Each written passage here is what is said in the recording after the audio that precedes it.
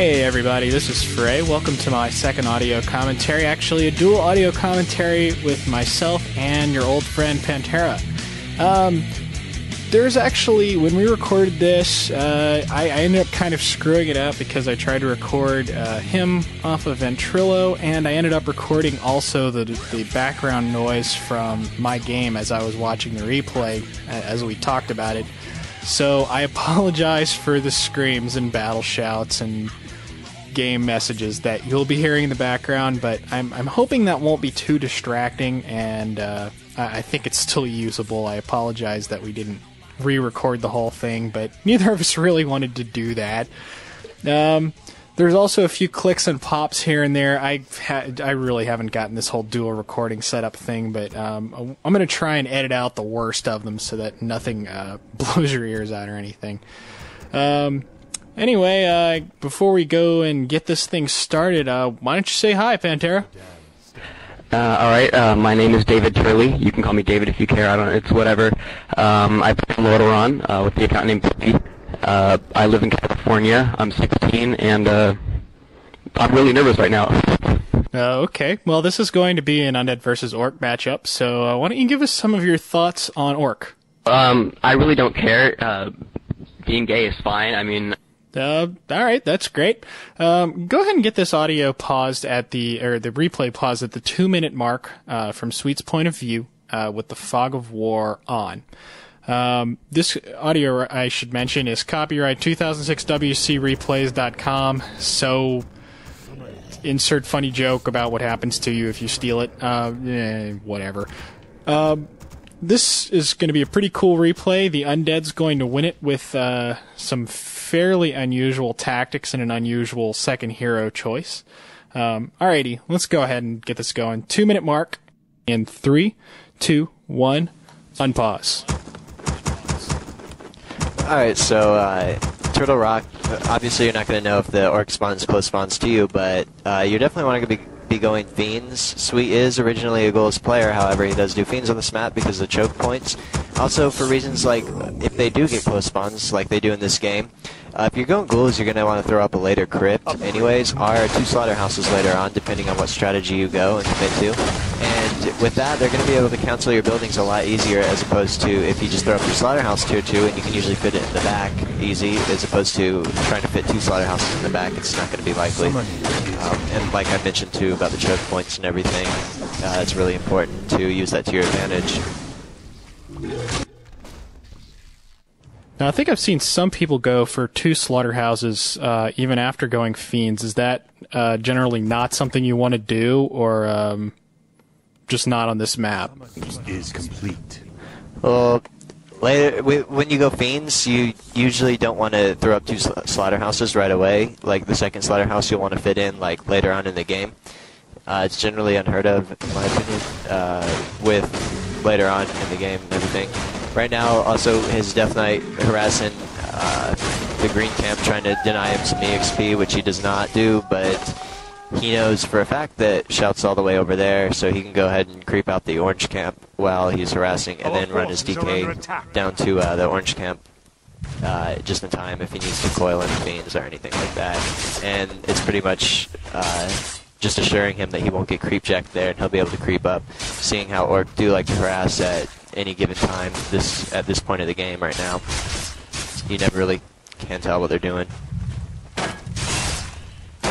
But if you harass them, you can see pretty easily. Yeah, you generally wouldn't want to bring your fiends with you or anything like that, though. It's a better idea to go creep with your fiends, but if you just bring the Death Knight to try to coil some weak creeps, that's a good idea. Right, fiends aren't going to do much in a creep harass, and if you can get him into position, you can start creeping all the quicker. And here he actually splits off his Death Knight again, but this time it's just to set out a sentry ward and to go, I think, buy another Rod of Necromancy. It is. Yeah, you oh, sorry. Oh, yeah. I was just going to say that it's Turtle Rock. There's a lot of narrow paths through it. So with if you kind of make clever use of sentry wards, you can get a really good idea of where your opponent is. And you have to place sentry wards in relatively few points to get a good idea of what's going on in the map. Yeah.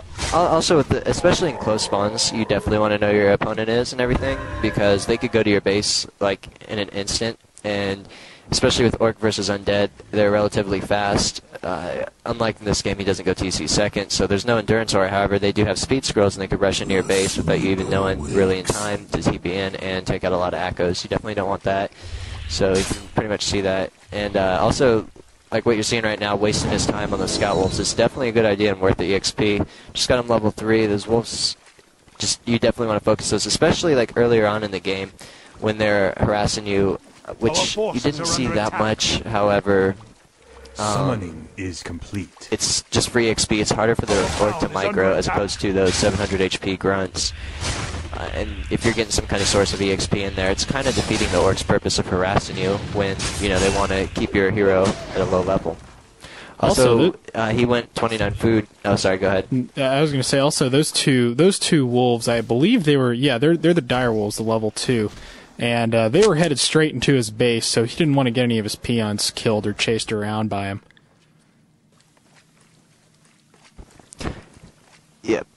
Also at and 29 food, that's around the time you want to go and hit the Orc player, because you're going to have a lot slower of attack, so you're not going to want to obviously wait until you're at tier 2 to go hit him, because then they're going to have their bestiary up. So it's a good idea on him trying to cancel out the bestiary, but even though it didn't work, you still definitely want to try that, and he just found himself in a bad position, so he TP'd out. It was definitely a good blowing off of 350 gold right away, as opposed to waiting and watching your fiends go down to Hex, because that's not very pretty. And even though you can coil the Hexed units, most likely they are going to get a couple fiends. You don't want that. And it's very important to notice that he has now hired a Pimp Lord. Yes, in the tier 2 powder push. But like I was saying, he had a TP out of the tier 2 powder push, but it's a very good idea. Indeed. And when he's going Pit Lord second, ultimately he's going to be playing defensively. He's going to be using Coil defensively. He's not going to have the Lich second. He's not going to be able to... you're not going to really want to use the Coil offensively because you don't have a Nova to back it up. You really can't slow your heroes. Now, don't get me wrong, if you see a hero that's like under 100 HP with a level 3 Coil or something, and you know you're going to kill it, then of course Coil it. But besides that, he's going for damage reduction. He does decide to fight here with Halaterra, and Shout decides to fight too because he has a Scroll of the Beast, and ends up pretty much nullifying. Roar ends up nullifying Halaterra, so that's something to keep in mind. I would also like to point out that if you watch Sweet's micro in this battle, there's a whole lot of tiny little group movements by the fiends. He really he scoots them around a whole lot, and this is really, really important in fiend battles. Positioning is everything. If you just try to stand and fight and only try to like coil the fiend that's getting attacked or run it away, it ultimately doesn't work out. You really do have to keep making those little adjustments to your position to keep it so that his grunts are not on top of all your fiends. Yeah, definitely. Especially, it's kind of like Undead versus Elf when you're going ghouls against archers. You know, as the Elf player, you don't want ghouls running into your archers, like literally, you know, so they're like all mixed up, it looks like. And that pretty much goes for the same as grunts versus fiends. You know, it's melee versus ranged, and it's pretty much the same deal.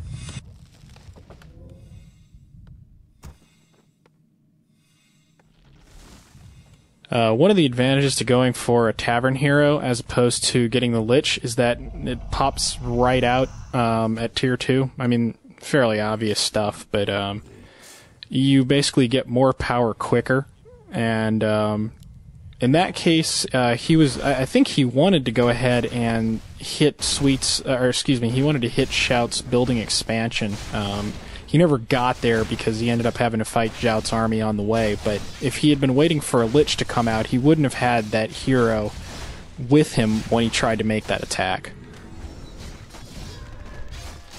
Yeah, also I'd like to point out too, on the expansion now, you notice he's not harassing it that much like most races, the other races would if another one tried to expand against him. That's ultimately, he's going to be staying in no upkeep, and he's going to be getting 10 gold per mine, while Shout's going ahead and going in low upkeep at any second. Yep, he just went into low upkeep.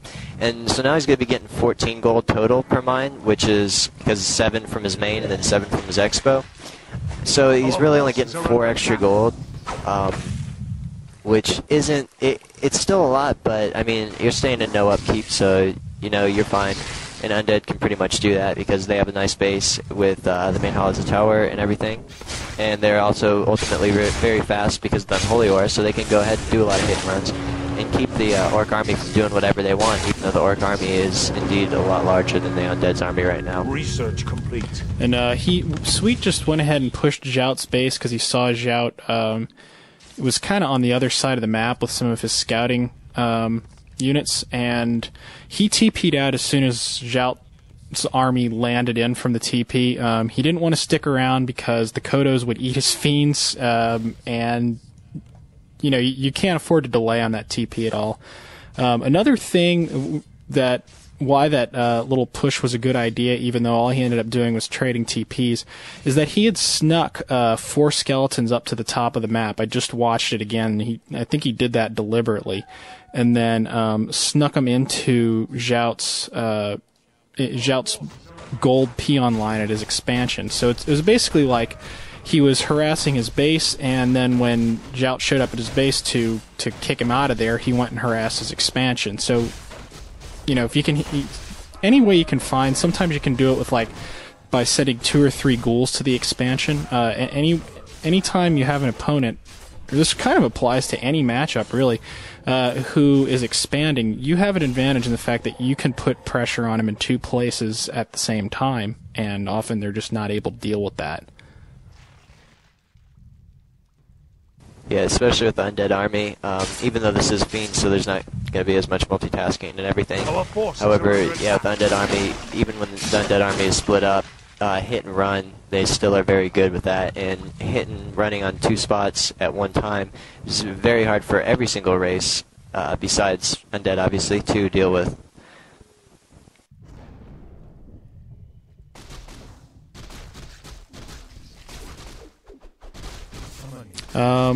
Oh, and here's the really interesting part. Take a look in the bottom half of Sweet's base, and you will see a very rarely used building, at least in terms of pro games.